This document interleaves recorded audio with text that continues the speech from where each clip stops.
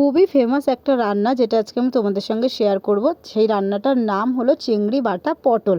তার জন্য প্রথমেই আমি পটলগুলো কিন্তু ভালো করে চেঁচে নিয়েছি। এইবার দেখো মাঝখান থেকে এরকম ফালি করে এর মধ্যে আমি নুন, হলুদ, চিনি দিয়ে ভালো করে পটলটা মেখে রেখে দিয়েছি।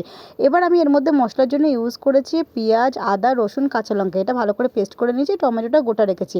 আর চিংড়ি মাছগুলো হালকা একটু পেস্ট করে নিয়েছি, যাতে খাওয়ার সময় মুখে একটু চিংড়ি মাছগুলো পড়ে। এবার কড়াইতে তেল দিয়ে পটলগুলো খুব ভালো করে ভেজে তুলে নিয়েছি। এবার এই তেলে কালো জিরে ফোড়ন দিয়ে তাতে বেটে রাখা মশলাটা দিয়ে খুব ভালো করে তার মধ্যে দিয়ে দিয়েছি আমি চিংড়ি মাছগুলো বেটে রেখেছিলাম। সেই চিংড়ি মাছটা দিয়ে খুব ভালো করে কিন্তু আমি মশলাটা ভেজে নিয়েছি। এবার এর মধ্যে দিয়েছি নুন, হলুদ, জিরের গুঁড়ো আর লঙ্কার গুঁড়ো দিয়ে মশলাটা ভালো করে কষিয়ে নেওয়ার পর এতে আমি গোটা গোটা টমেটোগুলো দিয়ে দিয়েছি।